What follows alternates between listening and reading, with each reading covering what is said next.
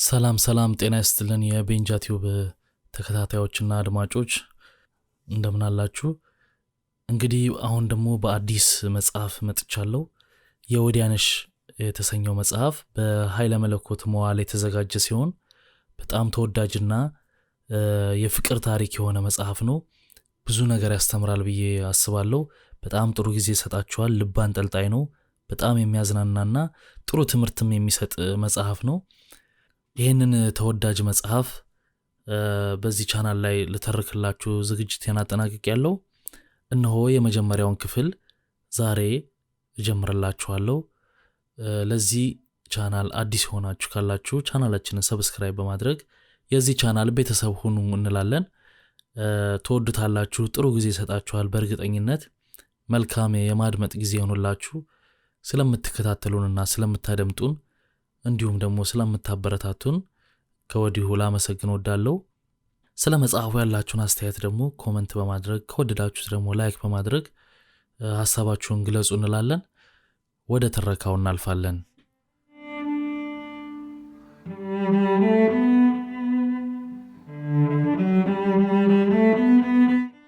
የወዲያነሽ ድርሰት ኃይለ መለኮት መዋዕል ክፍል 1 እንዲህ ይቀርባል።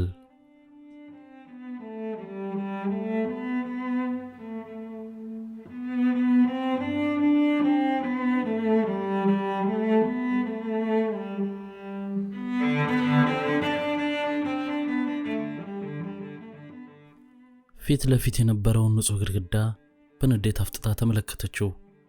በዋልና ባደረ ብስጭት የደረቁ ከንፈሮቿን በምላሷ ጫፍ አወዛቻቸው። ወደ ቀኝ መለስ አለችና ወይኔ ልጅት እኔን ያናደደኝ እኮ ብላ ዝም አለች። እኔና የውብነሽ ቀጥላ የምትናገረውን ለመስማት ጓጓን።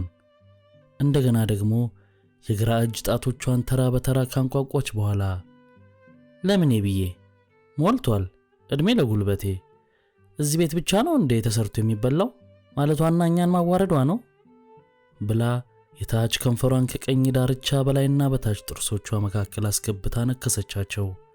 አንቺው በገዛ እጅሽ እኮ ነው ይህን ሁሉ ጣጣ የምታመጪው አለች ውብነሽ።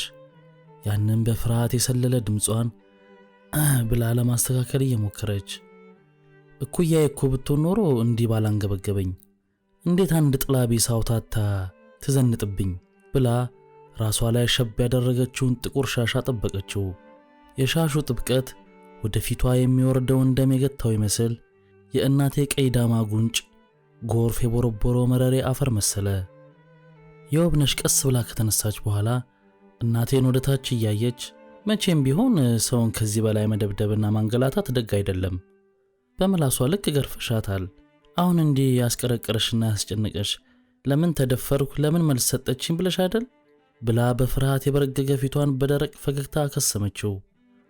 አረ እንኳን ሄደችልን ገላገለኝ፣ እንኳንም መሃል አናቷን ብዬ ሰው ያልገደልኩ ከቤቱ ነው ከምሰሶው። እኔ እንደሆነ ወይ ዛሬ ወይ ነገ አንዷን ገልቶ አስመጣለሁ።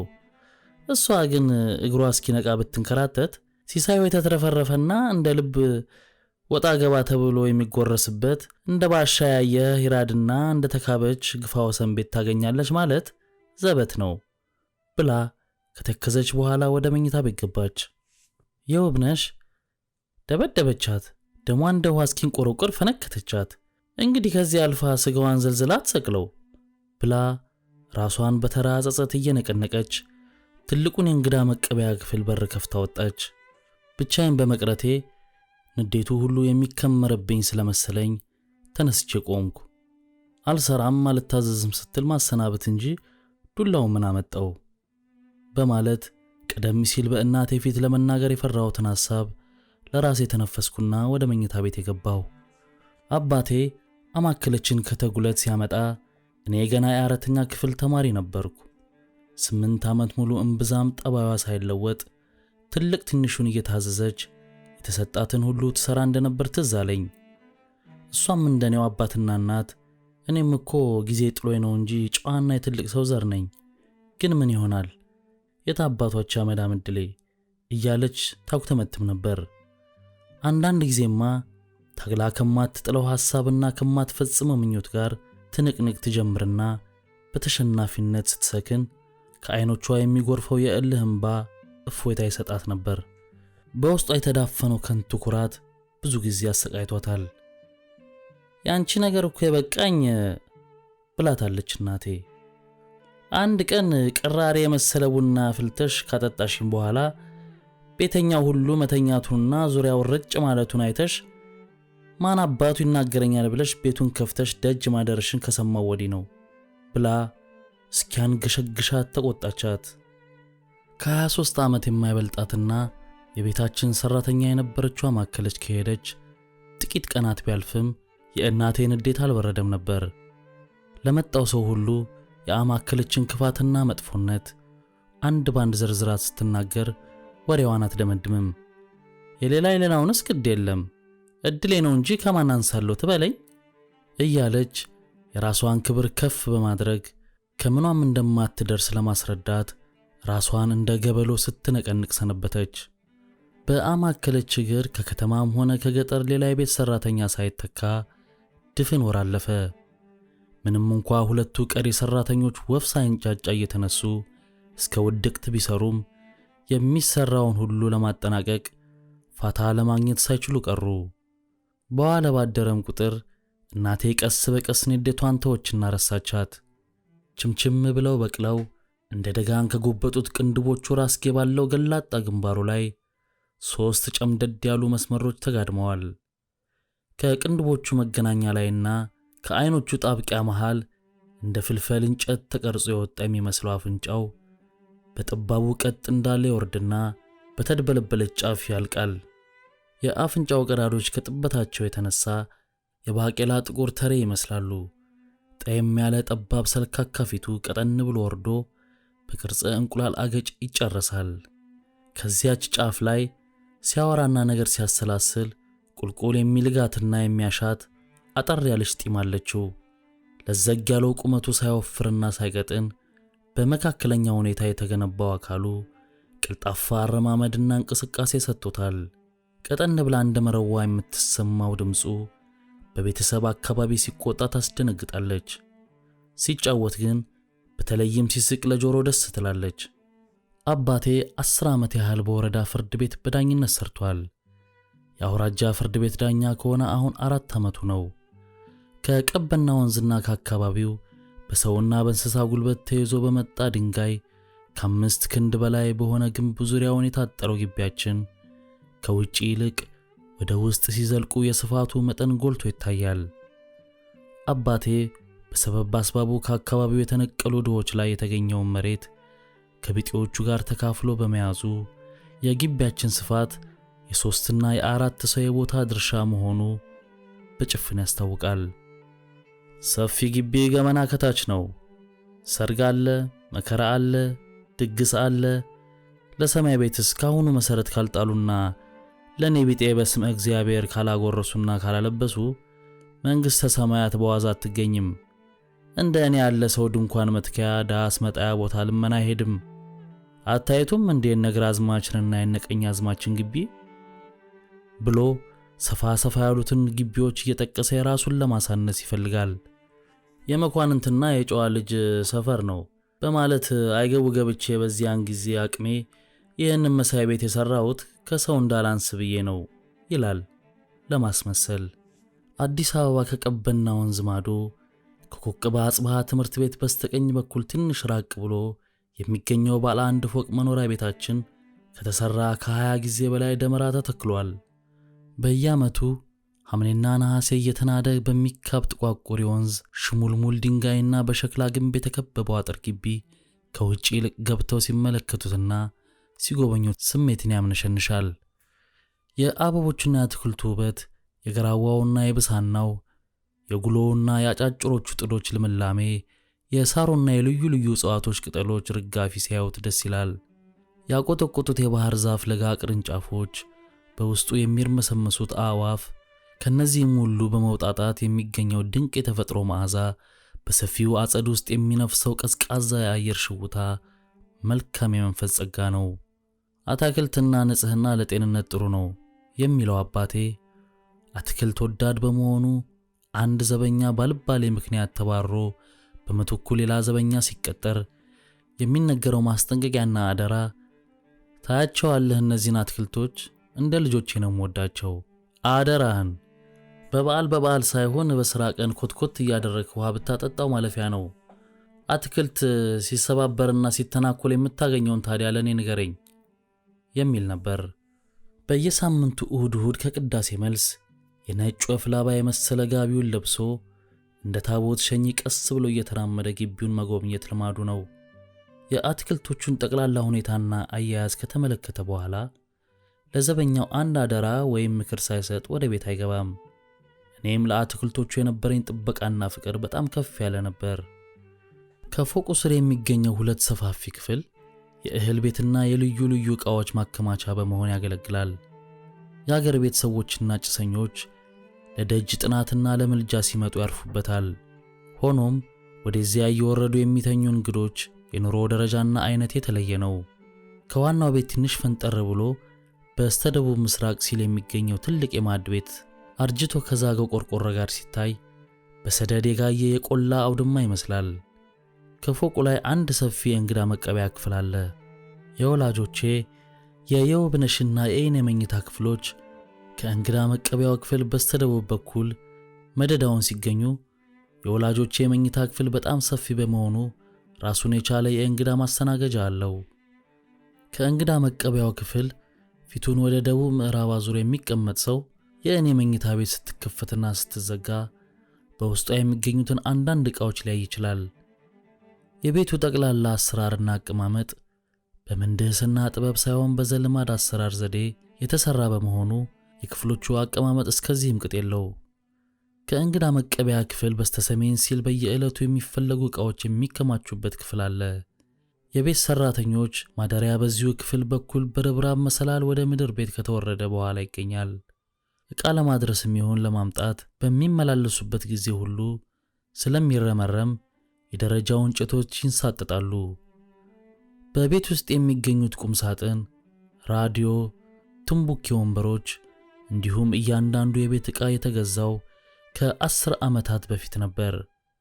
ስለ ዕቃዎቹ ጥንካሬና ጥራት ወሬ በሚነሳበት ጊዜ አባቴ በጣም ብልህ የሆነ ፈረንሳይ ወዳጅ ነበረኝ። እሱ ታዲያ አንዲት ቀላል ክርክር ነበረችበት። ያችን እንደምንም ብዬ ስላስፈጸምኩለት እንደ ትልቅ ውለታ ቆጥሯት ሲኖር ወደ አገሩ ሲገባ በርካሽ ዋጋ ጥሎልኝ ሄደ ይላል። አባቴ ለራሱ ጥቅም ከሆነና ደስ ያለ ዕለት እጁን ከዘረጋ በጣም ለጋስ ነው። በቤት ውስጥ ለሚዘጋጅ ማናቸውም ድግስና ግብዣ ቤት ላፈራው ሲሳይ ሁሉ ሰው በልቶና ጠጥቶ የሚጠግብ አይመስለውም። አዲስ አበባ ውስጥ ከ15 ደጃፍ ቤቶች የማያንሱ የሚከራዩ ቤቶች አሰርቷል። በየወለድ አገዱ ደግሞ ምንጊዜም ቢሆን በርከት ያለ ጥቅም አያጣም። ከአዲስ አበባ 100 ኪሎ ሜትር ያህል ርቆ በተለያዩ ቦታዎች ላይ የሚገኙት 6 ጋሻ መሬቶች አፍ ሞልቶ ደረት ነፍቶ የሚያናግር ገቢ በየዓመቱ ያስገኛሉ። ከእነዚህ ሁሉ ከሚገኘው ገቢ ሌላ ደግሞ በጥሩ የኑሮ ደረጃን መጠን የሚወጣው ወጪና ለሌላው ጉዳይ ሁሉ እንደ ልብ ተቀናንሶለት በየወሩ የሚያስመካ ቀሪ ይገኛል። ሌላው የገቢ ምንጭ ግን ቤተሰብ የማያውቀው ነው። አንዳንድ ቀን የስሌት እርዳታ እንዳደርግ ስታዘዝ ሁኔታውን በግምት አውቅ ነበር። እናቴ በገቢውም ሆነ በወጪው ላይ አረረ መረረ የማለት መብት የሌላት ከመሆኑም በላይ በእንዲህ ያለው ጉዳይ ውስጥ ሴትና ልጅ እጃቸውን መስደድ የለባቸውም ስለምትባል ለምና ለመመጽወት እንጂ የመወሰን ድርሻ የላትም። የአባቴ ትልቁ በደልና ጭቆና እንደ ልብ ተዝናንተን በቂ የሐሳብ ነጻነት አግኝተን ሐሳባችንንም ሆነ ስሜታችንን እንደየዝንባሌያችን ማስረዳትና መግለጽ እንዳንችል ማድረጉ ነበር። ልጅ ከአዋቂ ፊት እኩል መናገርና መዘባረቅ የለበትም።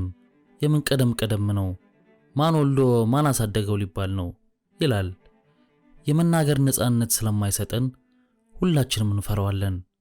እኔ በበኩሌ ግልጽ ስህተትም ቢሆን የአባቴን ትዕዛዞችና ሐሳቦች ሁሉ እሺ ብዬ መቀበልና መፈጸም እንጂ ለመቃወምና የመቃወሚያዬን ምክንያት ለማብራራት መከሬ አላውቅም። ማንም ሰው ቢሆን የኑሮውና የእውቀት ደረጃው ከአባቴ በታች ሆኖ ስለ አንድ ጉዳይ ለማነጋገርና ለመጠየቅ ከመጣ ጎንበስ ቀና ብሎ በትህትና እጅ ካልነሳና ተገቢውን አክብሮት ሰላምታ ካላቀረበ እንደ ጤነኛና እንደ ሙሉ ሰው አይገመትም። ከአባቴ ዘንድ የወንጀለኛ መቅጫና የፍትሐ ብሔር እንዲሁም የኦርቶዶክስ ተዋሕዶ የሃይማኖት መጻሕፍትን ለማስረዳት የማይችል ሰው ተማርኩ ሊል አይችልም። ገና በለግላጋነቴ ጸላኤ ሰናያት ተጠናውቶኝና ጥጋብ አፍኖኝ ከደጀ ሰላሙ በረርኩ እንጂ 2 ዓመት ያህል ቀድሻለሁ ይላል በኩራት።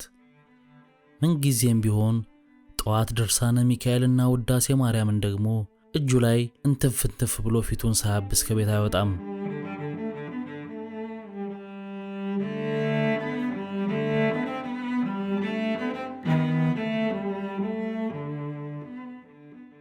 ሰኞ ነበር። አባቴ እንደ ልማዱ ወፍ ሲንጫጫ ተነስቶ ድርሳኑን ሲደጋግም ከቆየ በኋላ ቡልኮውን ደርቦ መጽሐፉን እንደያዘ ቱምቡኪው ላይ ተቀምጦ ቀሪ ጸሎትን እያደረሰ ቁርስ ይጠባበቃል። የማለዳዋ ፀሐይ ብርሃን በስተምስራቅ በኩል ባለው መስኮት ገብታ ቤቱን አድምቀዋለች። 2 ሰዓት ከሩብ ሆኗል። የግድግዳውን ሰዓት ሽቅብ ተመለከተና የውብነሽ ሰዎች ዛሬ ምን ነካችሁ? መንጋቱንና መርፈዱን ረስታችሁታል መሰል ብሎ የውጭ ጥሪ ያክል ጮክ ብሎ ተናገረ። የመኝታ ቤቴ በር ሳይበዛ ላቀቅ ብላ በመከፈቷ ወንበሬ ላይ እንደተቀመጥኩ የሚያደርገውን ሁሉ ማየት እችል ነበር። ከመኝታ ቤቴ ወደ እንግዳ መቀበያው ክፍል ስገባ እናቴ የውብነሽን አስከትላ በዕቃ ቤት በር በኩል ከተፋለች። የአባቴ የማለዳ አመል መጠነኛ ቁጣ በማስከተሏ ምን ነው በይ ነውርም አይደል እንዴ? ዛሬስ ደግሞ ብዬ ልጣራ? ሌላውስ ይሁን በጄ እንዴት አንዲት ሲኒ ቡና ልከልከል ብሎ እናቴን ከእግር እስከ ራሷ በቁጣ አይናያት። እናቴም የአባቴ ድንገተኛ ቁጣ ምን እንደሚያስከትል ስለምታውቅ ንዴቱን ለማስታገስ ያህል ፈገግታዋን አሳይታ አሁን መምጣቴ ነው አድርሻለሁ ብላ በዚያች ቀጠን ባለች ደርባባ ድምጿ መለሰች። የገዛ ሐሳቡን ለመመርመር ያህል አንድ አፍታ ዝም አለና ዛሬም አንቺው ነሽ እንዴ ቡና የምታፈየው? አንዷን ስጡኝ ብዬ ከሀገር ቤት እስካስመጣ ድረስ ለጊዜው አስፈልጊና ቅጠሪ ብዬ አልነገርኩሽም እንዴ? ብሎ የደረሰባትን ድካም በማመዛዘን አዝኔታን በሚቸር ሁኔታ ተመለከታት። እስከዚያውስ ቢሆን ይህን ቀላሉን ማን ይሰራልኛል ብለህ ነው? ገረዶቹ እንደው የልባ ያደርሱ ለቤት ንብረት ምን ነኝ ምሰሶ ብላ ንግግሯን ሳትጨርስ አንዷ ሰራተኛ ባለጆሮ ሲኒዎችና በመታምር የባህር ማዶ የሸክላ ጀበና ቡና ይዛ ከቸቻለች። እናቴ ሌሎቹን ድካም ለማምከን እንጂ የፈሰሰ እንደማታቀና አውቃለሁ። የመጣውን የቡና ዕቃ የውብነሽ ፈጠን ብላ ስለተቀበለቻት ወዲያው ተመለሰች።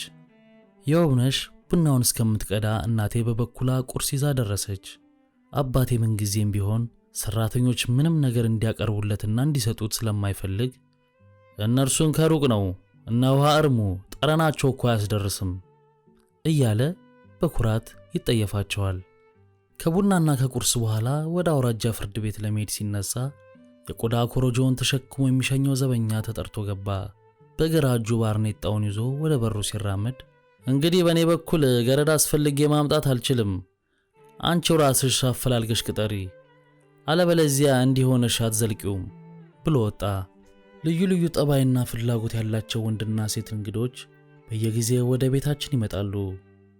ከእነሱም መካከል ወይዘሮ የውብዳር ተፈራ የሟቹ የሻምበል ባሻ አማረ ባለቤት ከባለቤታቸው ሞት ወዲህ ለትንሹም ለትልቁም ነገር እከሌ ያጠቃኝ፣ እከሌ ዛተብኝ፣ እገሊት ባሽሙር ሰደበችኝ እያሉ ቢያንስ በሳምንት 2 ጊዜ ያህል ይመጡ ነበር።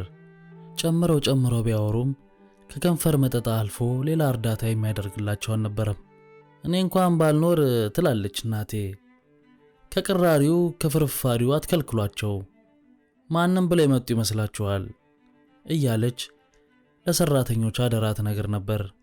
ወይዘሮ የውብዳር ተቀምጠው እንኳ ረጅሙ ቁመታቸው የድንክ ሰው ቁመት ሊያህል ምንም ያህል አይቀረውም።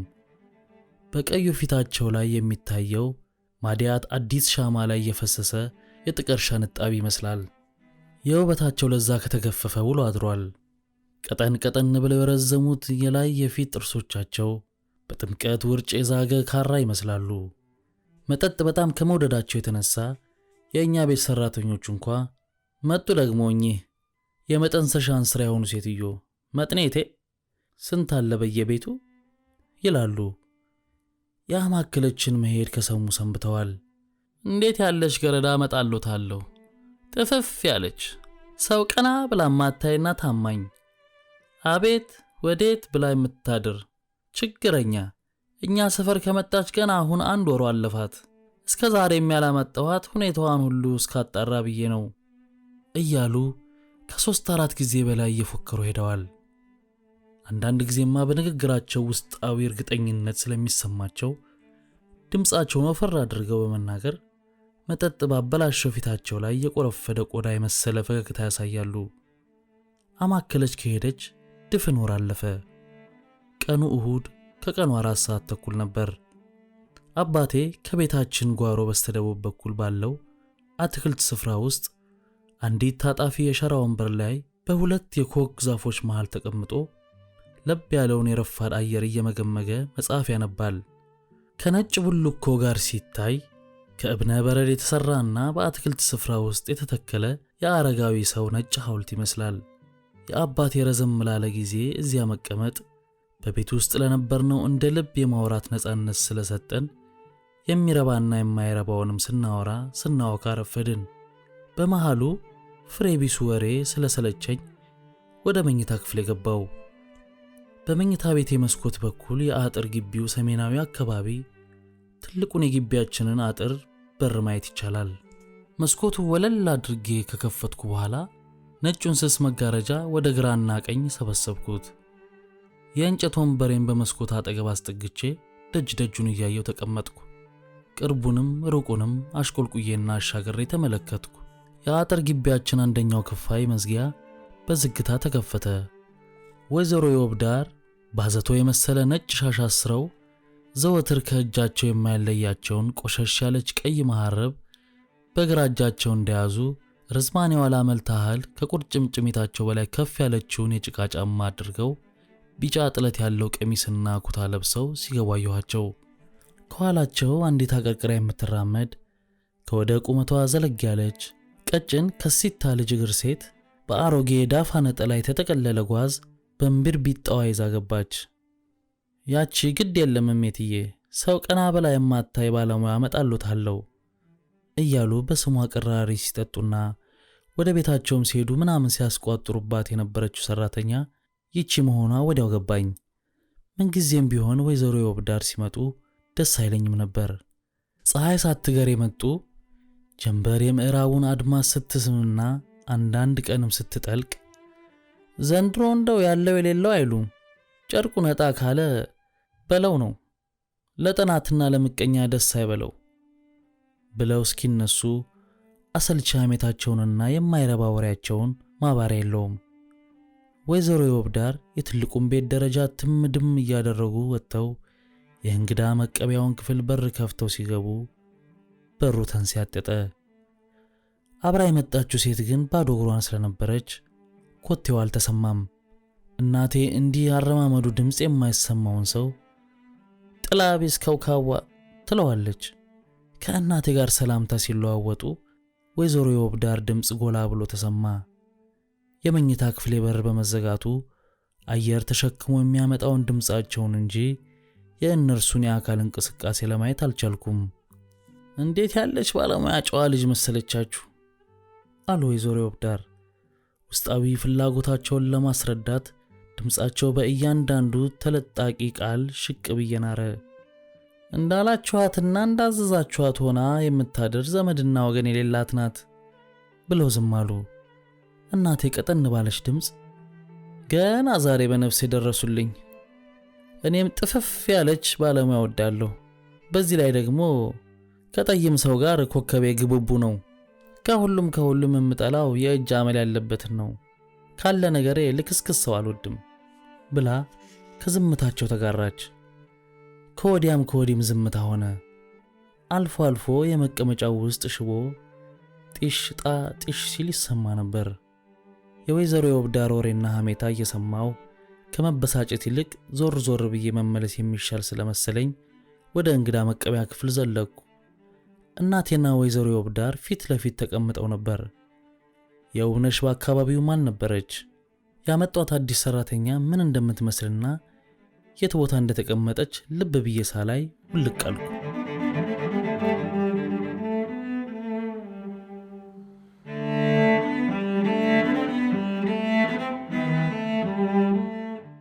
ተመልሼ ወደ ቤት ስገባ 11 ሰዓት ሆኖ ስለነበር ወይዘሮ የውብዳር ዛሬም እንደቀድሟቸው ያን ያህል ይቆያሉ ብዬ አልገመትኩም። ሆኖም እንደ ግምቴ አልሆነም።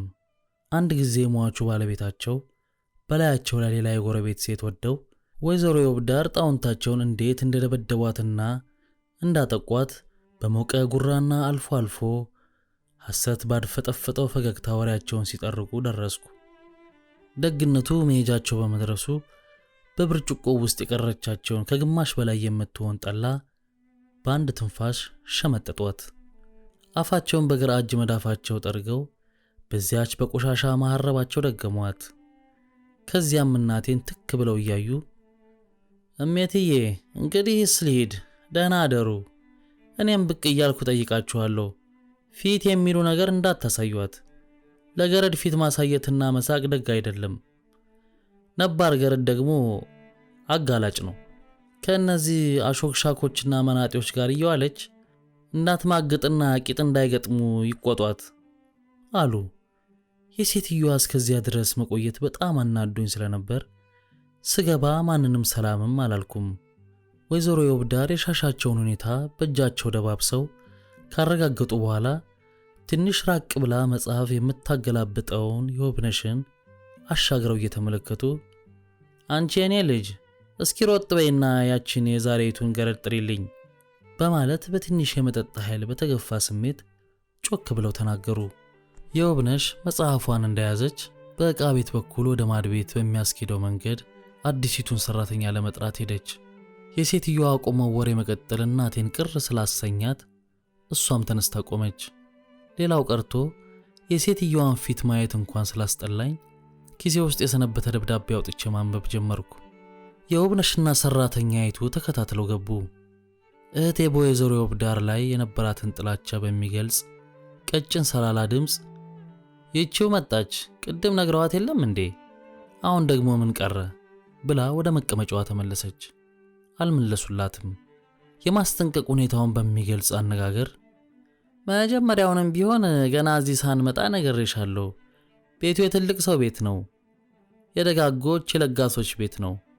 ሲሳዩ እንዲሁ እንደምታዩት ሞልቶ ተርፏል። የሚልሽን ሁሉ እየሰራሽና እየታዘዝሽ መኖር ነው። እዚህ ቤት ካሉት ገረዶች ጋር እንዳትገጥሚ። አንቺ ማየትና መስማት ያለብሽ እሜትዬንና ጌቶችን ብቻ ነው። ልጆቻቸው እንዲሁ ይሄው እንደምታያቸው ትላልቆች ናቸው። በይ እንግዲህ ነቃ ነቃ በይ ብለው ያስፈራሯትና ያሽቆጠቆጧት መሆናቸውን ለመግለጽ ፊታቸውን ከሰከሱ። እናቴ ግን ርህራሄ ባለዘበው ድምፅ እስኪ ምን አለበት ልብስሽን እጠቢው ብለው እንኳ የሳሙና ሙርሟሪ ጣል ቢያደርጉላት ብላ የሰራተኛይቱን መቆሸሽ በተጸየፈ አይን እያየች ተናገረች። ወይዘሮ የውብዳርም ከእንግዲህስ ዕድሜ ለእኔ ትበል፣ ቃል ሊወጣላት ነው። እናንተ እንደው እንኳን ለራሳችሁ ቤት ሰውና ለኃላፊ አግዳሚውን ትተርፋላችሁ። ዋናው ቁም ነገር አመል ነው።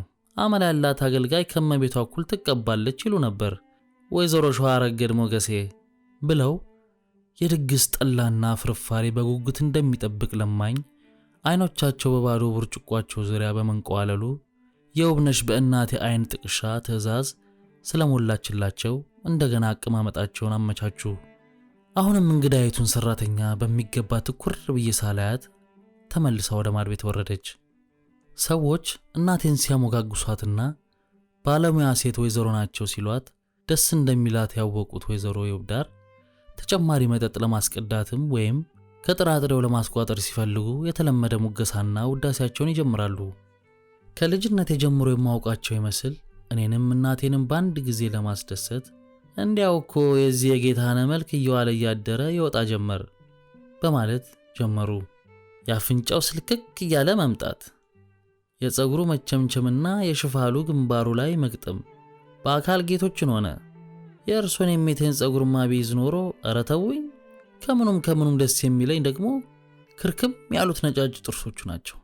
ለዛነሽ አሳሳቅነሽ ትልቁን ልጅ ሆኖ እኮ ነው የሚመስለው አሉና ስለ እኔ መልክ ሁኔታ የሰጡት አስተያየት ተቀባይነት እንዲያገኝላቸው ራሳቸውን ለመርዳት ረጃጅም ብልዝ ጥርሶቻቸውን ውሃ በበላት ነጠላቸው ሸፍነው ከት ብለው ሳቁ። እንደሳቸው አገላለጽ አንድ ቀን አባቴን ሌላ ቀን ወንድሜን እንደምመስል ስለሚነገር እኔ ከአባቴና ከወንድሜ ተውጣጣ የመልክ ቅርጽ እንዳለኝ ሆኖ ይሰማኛል። ትልቁ ልጄ ግርማዬ የወጣው በእኔ በእናቱ ነው። ጸጉር ብትሉ ደም ግባት ብትሉ የዚህኛው የግንባሩ ጠበብ ማለትና የቁመናው ነገር እንዳጎትየው ነው።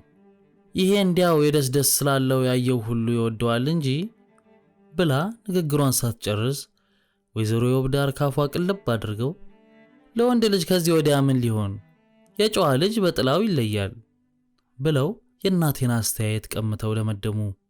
እኔ ታዲያ ከእናቴ ቀይ ዳማ ፊት ደበብ ያለውን ፊቴን ቀይ መካከለኛ ቁመቴን መለሎ ስሱን ከንፈሬን ሞንዳላ እያሉ እየጨማመሩ ሲኳኩሉኝ ሀፍረት ይሰማኝ ነበር። እና እሜቴ ቤት የሚሸተት ነገር አይጠፋም ብዬ ነው የመጣሁት ብለው በሚመጡበት ቀን ወይ ከጉሹ ወይ ከቁራሹ አያጡም። በአባቴ ፊት ወሬያቸው ሁሉ በአጭሩ ስለሚቀጭ ከጌቶች ጋር ጨዋታ ፍንክርክም አድርጎ ነው ይላሉ።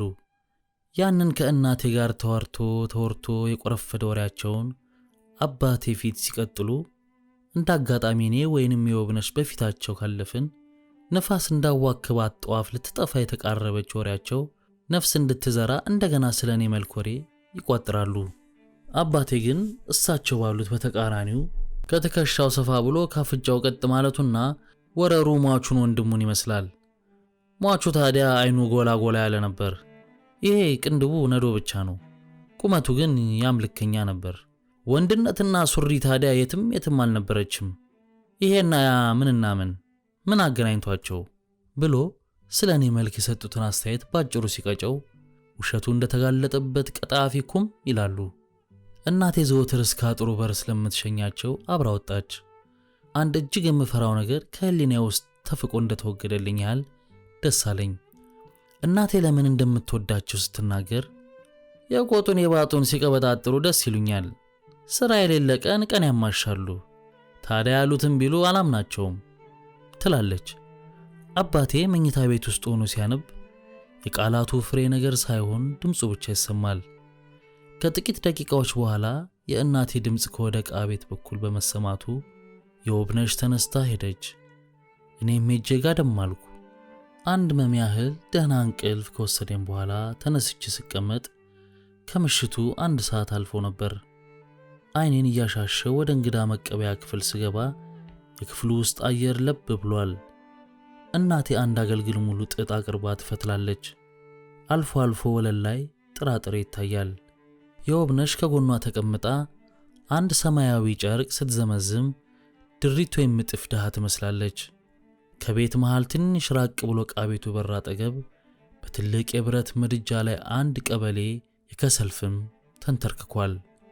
ከእናቴ ጎን ሄጄ እንደተቀመጥኩ የጀመሩትን ወሬ እንደገና ቀጠሉ። አደራሽን ልጄ አለች፣ በአይኖቿ ከወደ ዕቃ ቤት በኩል የሚመጣውን ሰው እየጠበቀች። ከእነዚህ ከሰላቢ ገረዶቻችን ጋር እንዳትገናኝና ክፉን እየነገሩ እንዳያበላሹብን ምከሪያት። ያችም እንዲያ ራሴ ላይ የወጣችው እንክንክ ስንላት ነው ብላ ከመጨረሷ አዲሲቷ ሰራተኛ አነስ ያለች ቡና ብረት ምጣድና ጀበና ከነማተቱ በሁለት እጆቿ ይዛ መጣች። ዕቃውን አስቀምጣ እንደገና ተመልሳ ሄደች። ማታ እጅግም እንግዳ የማይኖርበት ጊዜ እንግዳ መቀበያ ክፍል ውስጥ ቡና ማፍላት የተለመደ ነው። እንደገና ደግሞ ሲኒ በረከቦትና በትልቅ ነጭ ማንቆርቆሪያ ውሃ ይዛ መጣች። እጆቿን የኋሊት ወስዳ ከመዝጊያው ላይ ለጠፍ ብላ ቆመች። የቆመችበትን ምክንያት ያወቀችው እናቴ የውብነሽ እስኪ ሂጂ ከዚያ ካሮጌው አገልግል ውስጥ ቡና ስጫት ብላ አዘዘች። ትንሿን የአረቄ መርፌ ከጥልፏ ጨርቅ ላይ ሰክታ አስቀመጠችና ወደ ዕቃ ቤት ገባች። የቀኝ እግሬን ከግራ እግሬ ላይ ደርቤ ስለነበር የተንጠለጠለውን እግሬን ወደፊትና ወደ ኋላ እያወዛወዝኩ እመለከተዋለሁ። የውብነሽ ቡናውን ይዛ ከተመለሰች በኋላ ሌሎች ሴቶች ከወዲያ ወዲህ ይንጎዳጎዳሉ። ሰራተኛይቱ ቡናውን በውሃ እየፈተገች ታጥብና እጣቢውን አረንጓዴው ጉድጓድ ሳህን ውስጥ ትደፋዋለች። ብረት ምጣዱን ጥዳ መቁላት ጀመረች። ቡናው ከወዲያ ወዲህ ሲታመስ የመቁላይቱና የብረት ምጣዱ ግጭት በክፍሉ ውስጥ መጠነኛ ጉላት ያለው ድምፅ አሰማ። ሰራተኛይቱ ባጭሩ ዱካ ላይ ተቀምጣ ፊቷን ወደ ምስራቅ መልሳለች። ከሚቆላው ቡና ላይ የሚወጣው ሽታማ ጢስ ከክፍሉ አየር ጋር ተቀላቅሎ ከወዲያ ወዲህ ሲርመሰመስ ቤቱን ጭጋግ የለበሰ ሜዳ አስመስሎታል። የውብነሽ መለስ ብላ ጥልፏን ቀጠለች። የእኔ ሐሳብ ግን ከሁለቱ መሃል ተነጥሎ በመሄድ አይኖች የሚመለከቱትና የሚከታተሉት አዲሲቷን ሰራተኛና በአጠቃላይም አኳኋኗን ነበር። እናቴና እህቴ ስለምን ጉዳይ እንደሚያወሩና እንደሚጨዋወቱ ለመከታተል አልቻልኩም። አይኔም ቀልቤም ከሰራተኛይቱ አካባቢ ውልፍት ሳይል ቡናው ተፈልቶ ወረደ። እስኪ ትንሽ ቁርስ አምጪ፣ ዕጣኑንም አጭሱልን ብላ እናቴ ስትናገር ከእንቅልፉ እንደባነነ ሰው ነቃው። ዕጣኑ ጨሶ ቡናው ሰክኖ ተቀዳ። እናቴ በትንሿ ሳህን ላይ ያቀረበችውን የነጭ ጤፍ እንጀራ ጉልበቷ ላይ አድርጋ ከቆራረሰቻት በኋላ በጥቃ ጎረሰች። እኔም ደረሰኝ። የውብነሽ ቡና በሲኒ ይዛ ወደ መኝታ ቤት በመግባቷ አባቴ እንደማይመጣ አረጋገጥኩ። እህቴ ከወዲያ ወዲህ በመቀባበል ቡና አደለችን። አዲስ ሰራተኛ በተቀጠረ ቁጥር ለአንድና ለሁለት ቀን መርዳትና ስራውን ሁሉ ቀላል ለማስመሰል በቤታችን ውስጥ የተለመደ በመሆኑ የውብነሽ ከሊጡ ወደ ወጡ ማለት አላስደነቀኝም። የአዲስቷን ሰራተኛ የቡና አፈላል ችሎታ ለማየት ስል አከተምኩ። የጠጣሁት ቡና ግን ከሌላው ጊዜ ቡና ልዩነት ወይንም የማይረሳ ጣዕም አልነበረውም። እንዲያ ሲል ጊዜው አለፈና ከምሽቱ 3 ሰዓት ሆነ። እህቴ የምትጠልፈውን ጨርቅ አስቀምጣ ጋቢ ለብሳ ጉብ አለች። እናቴም ባዘቶውን አገልግሏ ውስጥ ለጉማ ወደ መኝታ ቤት ገባች። ረዘም ላለ ጊዜ በጸጥታና መላቅጡ ባልታወቀ ሐሳብ ተውጬ በመቀመጤ መላ አካላቴ በድንገተኛ ትካዜ የተወረረ መሰለ። እናቴ ከወደ መኝታ ቤት ብቅ ብላ እስኪ እነዚያን እና የገባሽን እነ ገልማጭ የለሽን ራት አቅርቦ በያቸው ብላ ተመለሰች። የውብነሽ ጋቢዋን ወንበር ላይ ጣል አድርጋ ከድሮዎቹ ሁለቱ ሰራተኞች ጋር ራት ለማቅረብ መለስ ቀለስ አሉ። እንግዳይቱ ሰራተኛ ግን ወደ ዕቃ ቤት በሚያስኬደው ጥግ አንገቷን ሰበር አድርጋ ቆመች። ያሰበችውን እንጃ። እምብዛም ሳትቆይ ወደ ዕቃ ቤት ገባች። ከወላጆቻችን ራት በኋላ ሰራተኞቹ ማዕዱን ወደ እንግዳ መቀበያ ክፍል በማምጣት ትንሿ ክብ ጠረጴዛ ላይ አስቀመጡት። ማዕዱ ወደ ተቀመጠበት ሄድኩ። ምን ጊዜም ቢሆን ራት የሚቀርብልን ከወላጆቻችን በኋላ ነበር። የውብነሽ ከጎኔ እንደተቀመጠች አንደኛዋ ሰራተኛ አስታጥባት ተመለሰች። ወሬያችንን እያወራን መብላት ጀመርን። ከእኔና ከእህቴ በስተቀር በክፍሉ ውስጥ ሌላ ሰው አልነበረም። የሚበቃንን ያህል በልተን ለመጥገብ ብዙ ጊዜ አልፈጀብንም። ዝቅ ባለች ቀጭን ቀብራራ አጠራር አንቺ አስካለ ነይ እንጂ ማዕዱን አንሺው ብላ የውብነሽ ተጣራች። የማናቸው ስም እንደተጠራ ያላወቁ ይመስል ሁለቱም ሰራተኞች ተክተልትለው መጡ። እንደገና ሌላ ዝርግ ሳህን ይዘሽ ነይ በማለቷ አስካለ ቀልጠፍ ብላ ሄደች። ዝርግ ሳህኑን ይዛ እንደተመለሰች የውብነሽ ወጥ ከነካካው ትርፍራፊ ላይ እንጀራ ቀንሳ በዝርጉ ሳህን ላይ በተና አደረገች። በሁለቱም ሳህኖች እንጀራ ላይ ወጥ ከወጣ በኋላ አስካለ የተሰጣትን ገበታ ይዛ ወደ ዕቃ ቤት ስትገባ ያቺ እንግዳይቱን ልጅ ነይ ትበያለሽ በያት ብላ አዘዘቻት። የታጠብንበትን ውሃ ከያዘችው ሰራተኛ ጋር ወደ ውስጥ ገቡ። የተጠራችው አዲስ ሰራተኛ አቀርቅራ መሬቱን እያየች ጥጉን ይዛ ቆመች። ነይ አንቺ ራትሽን ወስደሽ ቢ ወጥ ያነሰሽ እንደው ያመጡልሻል እንዲያው ምን ያለው ብላ በቀኝ እጇ ያዘችውን ሳህን ለመቀበል ስትዘረጋ ወዲያው ደርሳ ተቀበለቻትና ወደ መቀመጫዋ ተመለሰች። ለመቀመጥ ጉልበቷን አጠፍ ስታደርገው ጉልበቶቿ ቀጫጭን ጭራሮች የተሰባበሩ ያክል ቋቀጭ አሉ። አማከለች ከሄደች ጀምሮ የኔና የራሷን አልጋ የምታነጥፈው እህቴ ስለነበረች አልጋዎቹን ለማነጣጠፍ ወደ መኝታ ቤት ገባች። እንግዳይቱ ሰራተኛ እንጀራውን ከፊት ለፊቱ አስቀምጣ በረሃብ እንደተጎዳ ሰው ሳይሆን በጎረምሳ መሃል እንደምትመገብ አይናፋር ልጃገረድ በትንሿ እየቆረሰች መብላት ጀመረች። እንጀራው ላይ አንዳች አስፈሪና ተናካሽ ነገር ያለ ይመስል ለጉርሻ የምትሆናትን ቁራሽ ስታስተካክል እጇ ይንቀጠቀጥ ነበር። ጉልበቷ ወደ ኋላ ታጥፎ ስለነበር ከወደ ወገቧ ወደፊት ጎበጥ ብላ ደረቷ ከጭኗ ላይ አርፏል። በጣም ቀስ ብላ ስለምታላምጥ ከንፈሮቿ የሚላወሱት በጣም በዝግታ ነበር።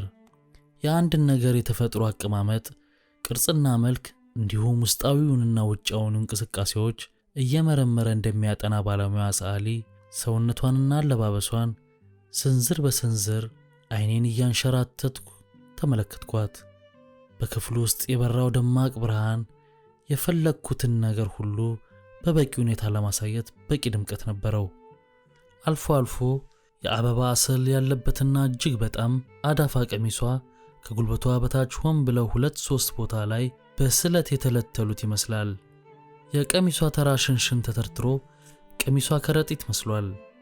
ትጥገብም አትጥገብም እንጃ መብላቷን ተወችው። በእጀ ጉርድ እጅጌዋ በኩል ብቅ ብሎ የሚታየው እጇ ጥላሸት የጠጣ ደረቅ እንጨት ይመስላል። ቀስ ብላ ከተነሳች በኋላ ሳህኑን ይዛ ወደ ዕቃ ቤት ገባች። ጥቂት ቆየት ብላ እጇ በቀሚሷ ጠርዝ እየጠራረገች ተመለሰች። መጀመሪያ የነበረችበትን ስፍራ ትታ ሌላ ቦታ ቆመች። ፊቷና መላ ሰውነቷ ወደ ምስራቅ በመዞሩ ወደ ምዕራብ ለሚመለከቱት አይኖቼ እሷን ለማየትና ሁኔታውን ሁሉ ለመገንዘብ መልካም አጋጣሚ ሆነላቸው። ጣቶቿ ለድመት ግልገል ተዘልዝሎ እንደሰነበተ ሳምባ በልዘው ጠቁረዋል። ክንዶቿ ስጋቸው ከውስጥ ተፈቅፍቆ ወጥቶ ቆዳ ብቻ የለበሱ ይመስላሉ። የአጥንቶቿ ቅርጽና ጠፍጣፋነት ከሩቅ ይለያል። ቀሚሷ ደረቷ ላይ በመቀደዱ ጠቆር ባለው ገላዋ ላይ እንደ ጎባጣ ማገር የተጋደሙት የጎድን አጥንቶች ፈጠው ይታያሉ። በቀጭኑ አንገቷ ላይ ቂጤጥ ያለችው ራሷ በቀጭን አገዳ ላይ ያለች የማሽላ ራስ ትመስላለች። የቆዳዋ ወዝና ቅባት ደርቆ የነፈሰበት የዘንጋዳ እንጀራ መስሏል።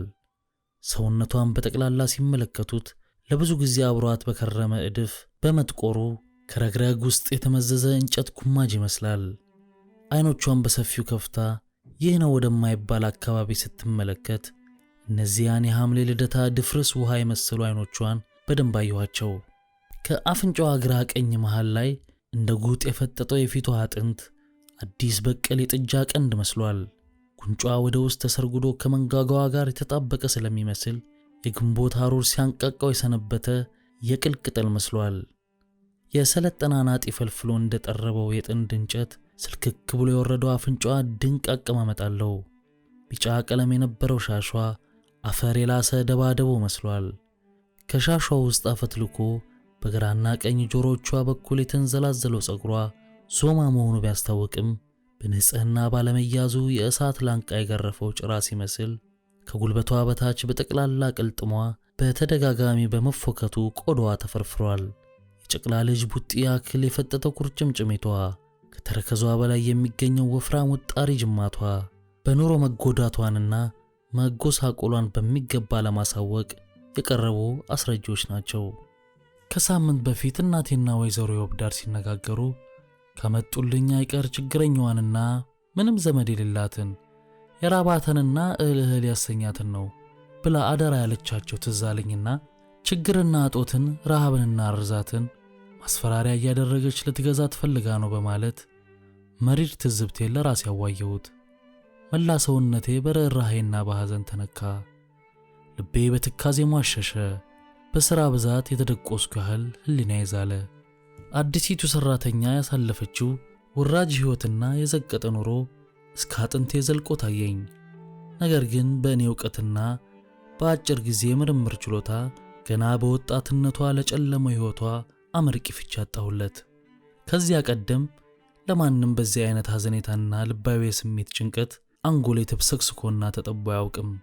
የሰራተኛይቱን ሰውነትና ጠቅላላ ሁኔታ በመመልከት እናቴ ወይ ምን በወጣኝ፣ ምን በደልኮት፣ ይችማ በሽተኛ ናት አልፈልግም ሳትል በመቅረቷ በጣም ተገረምኩ።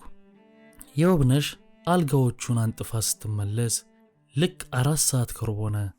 እንግዳይቱ ሰራተኛ የየውብነሽን መምጣት ስታይ ጠንቀቅ ብላ በንቃት ቆመች። ከእናቴ በታች አዛዥ መሆኗን ማወቋ ነበር። የውብነሽ ያን አጠር ብሎ ከርደድ ያለ ፀጉሯን በግራ እጇ ይዛ እያሻሸች እኔን ከተመለከተች በኋላ ተነጥፎልሃል፣ መተኛት ትችላለህ አለችኝ።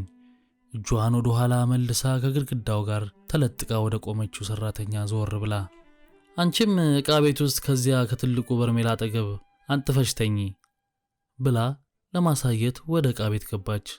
ሰራተኛይቱ ተከትላ ስትገባ ንፋስ እንደሚያወዛውዛት መቃ ወገቧ ልምጥ ሲል ቀዳዳው ቀሚሷ ከወዲያ ወዲህ ተወናወነ። ቁጥጥር ለማድረግ የታዘዝኩ ይመስል ተከትያቸው ገባው። የውብነሽ ግድግዳው ላይ ወደ ተንጠለጠለው አጎዛ እያመለከተች ነገና ከነጎዲያ ሌላ ምንጣፍ ፈልገን እስከምንሰጥሽ ድረስ ለዛሬ ያን አጎዛ እዚህ ወለሉ ላይ ጣል አድርጊና ተኚ፣ አይዞሽ አትፍሪ፣ ትለምጃለሽ አለቻት። ሰራተኛይቱ አጎዛውን ከተንጠለጠለበት ምስማር ላይ ተንጠራርታ ወረደችው። አጎዛው መሃል ላይ ቁልቁል የተሸረከተ የሕፃን ጭንቅላት የሚያሾልክ ትልቅ ቀዳዳ አለ። ቀዳዳውን እንዳየው አንድ ነገር ትዝ አለኝ። የቤታችን ዘበኛ የነበረው ዘለቀ በግ ሲገፍ ሳት ብሎት ቆዳውን በሹል ቢላዋ ስለሸረከተው አባቴ በዚያች የተነሳ ከሥራ እንዳባረረው ታወሰኝ። ከውስጣዊ ፍርሃትና ጭንቀት የተነሳ ያ ከሲታ ፊቷ ከመጠን በላይ ጠውልጎ ይብሱኑ ሕይወት አልባ መሰለ። እስኪ ትንሽ አራግፊው አለችው ውብነሽ በፊቷ ላይ ጥርጣሬ እየታየ። ገና 2 ጊዜ መታ እንዳደረገችው ያንጠለጠለችው አጎዛ አምልጧት ወደቀ። አጎዛው ላይ የነበረው አቧራ በመጠኑ ቦነነ። ደንግጣ አነሳችው። የውብነሽ አቧራውን እየተጸየፈች እስኪ እንደገና ቀስ ብለሽ መታ አድርጊው አለቻት። ሰራተኛይቱም ከእኛ ለመራቅ ያህል ወደ ኋላ ራመድ ካለች በኋላ በግራ እጇ አንጠልጥላ በወዙ በኩል 3-4 ጊዜ መታታችው። ልሙ አቧራ ወርዶ እግሯን አለበሰው። ዕቃ ቤቱ በአቧራ ቡናኝ ተሞላ። እህቴም አፍና አፍንጫዋን በቀኝ እጇ አፈነች። ሰራተኛይቱ የአቧራው መቡነን እኛን የሚያስቆጣን ስለመሰላት ቡናኙን እፍ እያለችና በእጇ እያራገበች ለማራቅ ሞከረች። አጎዛውን ከትልቁ በርሜል ስር ጣል ካደረገችው በኋላ ድሮ አማከለች የምታነጥፈውን አሮጌ ብርድ ልብስ አጣጥፋ አስተካከለችው። ጎንበስ ቀና ባለች ቁጥር ጉልበቷ ይንቋቋል። የውብነሽ ወደ እኔ ጠጋ ብላ ለምን ታሳፍራታለህ? ሂድ እንጂ አነጣጥፋ ትተኛበት አለችኝ። አንድ ጊዜ እንዳይ ብዬ ነው እንጂ ሄዳለሁ ብዬ አይኔን ወደ ወለሉ መለስኩት። በአሮጌ ቀሚስ የተጠቀለሉ ጨርቆች መኝታው መሃል ላይ ጣለች። ወዲያው ነጠልጠል ስታደርገው ቀደም ብሎ ካየኋቸው ይበልጥ በጣም የቆሸሹና የተቀዳደዱ ቀሚሶች ጨርቆች ወጡ። ከሁሉም ጎላ ብሎ የሚታየው ግን አንድ ጠርዙ የተሸነታተረ አመድማ ስስ ብርድ ልብስ ነበር። ተንበርክካ ቀሚሶቿን ከጣጠፈች በኋላ ለትራስ እንዲሆኑ አንድ ላይ ሸበለለቻቸው። የእኔ ልብ በስቃይ ታፈና በሐዘን ስትንሰቀሰቅና ጅማቴ ሲኮማተር ተሰማኝ። ጎንበስ ቀና ባለች ቁጥር በስተኋላዋ ያለው የቀሚሷ ትልትልና ቀዳዳ ያንን ሸካራ ገላዋን በከፊል ያሳያል።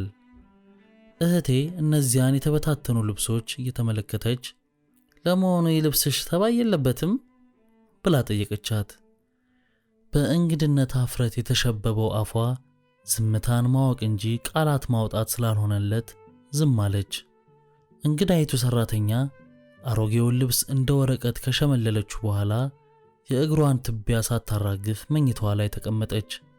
የተጠቀለለውን ብርድ ልብስ ሳብ አድርጋ ጉልበቷን ሸፈነችው። ተጣጥፈው በስተኋላዋ ለትራስነት የተጠቀለሉት ልብሶቿ ማቃጠያ ውስጥ ተከማችተው የተቃጠሉ ወረቀቶች ይመስላሉ።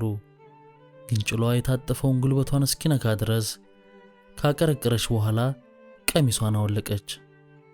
ከላይኛው ቀሚሷ የባሰበትና በጣም ያረጀ የውስጥ ልብስ ብቅ አለ። ትከሻዋ ላይ ያለው ማንገቻ ረዝሞ በመቋጠሩ እብቱ የቄብ እንቁላል ያክላል። በእድፍ የተበላው ልብሷ ምን አይነት ቀለም እንደነበረው አይለይም። ቀሚሷን ስታወልቅ ያንን አመድ መስሎ የተጎሳቆለ ጸጉሯን ሸፍኖት የነበረው ሻሽ ከቀሚሷ ጋር ሾልኮ ዱብ አለ። ጸጉሯ ወደፊትና ወደ ኋላ ተመነጫጨረ። አንዱ ዘለላ ጥምልቅ ቀስም መሳይ አንገቷ ላይ ተጥመልምሎ ወረደ። በፀጉሯ ላይ ነውር ያለበት ይመስል በጣም ደነገጠች። ወዲያው ይሁን አይሁን እየተርበተበተች በዚያው በሻሽ ሸከፍ አደረገችው። ብዙ የኑሮ ጉስቁልና ስለደረሰባት የአፍላ ወጣትነቷ ጠይም ውበት ወደ ሸካራ ጥቁረት ተለውጧል። እህቴ ያን የመሰለ ፀጉር በማየቷ በአድናቆት ተመስጣ በውስጣዊ የቅናት ፈገግታ ተመለከተቻት። እኔ ግን በጣም ስላሳዘነችኝ የትካዜ እንባ ባቆረሩ አይኖቼ ሁኔታዋን አጤንኩት። አሮጌውን የብርድ ልብስ ሳብ አድርጋ እስከ አጎጠው ጎጤዎቿ ካደረሰችው በኋላ ተኮራምታ ስትተኛ ጭብጥ አከለች። የውብነሽ ወንድም ጋሼ አንተ ብትፈልግ ቆመህ እደር፣ እኔ ምን በወጣኝ ነው ብላ ጥላኝ ሄደች። እኔ ግን ያቺ ከፊት ለፊቴ ከበርሜል ስር ከላይ አዳፋ ደርባ ከታች ቆሻሻ አንጥፋ የተኛችውን ሴት ትክ ብዬ ያየው 3 ደቂቃ ያክል ቆምኩ። ለጊዜው አጥጋቢ ትርጉምና ምክንያት ያላገኘሁለት የሐሳብ ሞገድ አይሙሬ ውስጥ ተነሳ። ለወጣ አቅራቢያ እንደ ራባት የውሻ ቡችላ በቅጭኗ ተንፍሳ ግልበጣለች። ከዚያም ምንም እንኳን የብርድ ልብሱን አለፌ ለማየት ባልችልም እንቅስቃሴዋን ተከታተልኩ። እጇን ወደ ጀርባዋ ዙራ ከገላዋ ላይ የሚገለፈፍ ነገር ያለ ይመስል ጥፍሮቿ ያን ሲሰሙት ብቻ በድምፁ የሚያስታውቅ ሸካራ ጀርባዋን ማከክ ጀመሩ። ወዲያው ስቃይና የስቅቅታ ፍርሃት የረመጠጣት ቀጭን ሳል ኃይሏን ወለሉ እየዋጠው 2 ጊዜ ተሰምታ እየሰለለች ወደመች። ከዚያ በኋላ ገመምተኛ ጸጥታ በመተካቱ መብራቱን አጥፍቼ ወጣው። አንጎሌ ውስጥ በቂ አሳዛኝ ትርኢት አጭቄ ወደ መኝታ ቤት ገባው። የመጀመሪያው ቀን በዚህ ሁኔታ ተፈጽሞ ዘላለም ወደማይመለስበት የትዝታ ክልል ገባ።